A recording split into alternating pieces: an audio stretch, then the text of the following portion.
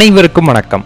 இந்த வீடியோ பகுதியில் நம்ம பார்க்க போறது சொந்த வீடு வாங்க வேண்டும் என்று நினைப்பவர்கள் மட்டும் பாருங்க. பொதுவா அனுமாரை நம்ம வழிபாடு பண்ணிட்டு வரனால நமக்கு மன உறுதி ஏற்பட ஆரம்பிக்கும். நம்ம செய்யக்கூடிய செயல்களில் இருக்கக்கூடிய தடைகள் விலக ஆரம்பிக்கும். அது மட்டும் தான் நம்ம நினைச்சிட்டு இருப்போம். ஆனா சொந்த வீட்டு மனை, சொந்த வீடு வாங்கக்கூடிய யோகம் கூட ஆஞ்சநேயரை நாங்க சொல்றக்கூடிய வழிமுறையில் வழிபட்டா அது கிடைக்கிற மாதிரி இருக்கும். அமாவாசை அன்னைக்கு ஒரு புதிய செங்கல் எடுத்து அதில் ராமரோட நாமத்தை எழுதி அதை நம்மளோட தலைமையில வைத்துட்டு நம்ம படியேறி அனுமாரை வழிபாடு பண்ணணும். அப்படி வழிபாடு பண்ணிட்டு அந்த கோவில ஏதாவது ஒரு இடத்துல தெய்வத்துக்கு நிகராக அதை மதிச்சு அந்த செங்கலை நம்ம அங்கே வைத்துட்டு வந்தோம்னா மிக விரைவில் சொந்த வீடு வாங்கும் யோகம் அமையும். அதே போல வீட்டு மனைகள் வாங்கக்கூடிய யோகமும் அமையும். இது அனுபவ ரீதியான உண்மை.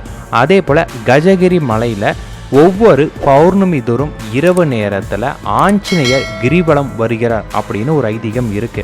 அதனால அந்த நேரத்தில் நம்மளும் கிரிவலம் வந்தோம்னா நம்ம எண்ணிய எண்ணங்கள் நிறைவேற மாதிரி இருக்கும். வீர ஆஞ்சநேயர் திருத்தலத்தில் பக்தர்களுக்கு வலம்புரி சங்குல தீர்த்தம் கொடுப்பாங்க. அந்த தீர்த்தத்தை நம்ம அருந்திட்டு வரும்போது நம்ம உடம்புல இருக்கக்கூடிய நோய்கள், தீராத நோய்கள் விலகும். மாதந்தோறுமே வருகின்ற மூல நட்சத்திர நாட்கள்ல ஆஞ்சநேயருக்கு வெற்றிலை மாலை, வடமாலை சாத்தி வந்தாங்கன்னா அவங்களுக்கு திருமண தடைகள் நீங்கிற மாதிரி இருக்கும். அதே போல காரிய தடையும் நீங்கும். நல்ல வேலை கிடைக்கிறக்கும், வேலையில பதவி உயர்வு கிடைக்கிறக்கும் செவ்வாய்க்கிழமை மாலை நேரத்துல அனுமாருக்கு அருகம்புல்லோட வெற்றிலையை கலந்து அதை கட்டி மாலை ஆஞ்சநேயருக்கு போட்டுட்டு வந்தாங்கன்னா அவங்களுக்கு விரும்பிய வேலை, பதவி உயர்வு, நல்ல வேலை அவங்களுக்கு அமைகிற மாதிரி இருக்கும். நன்றி, வணக்கம்.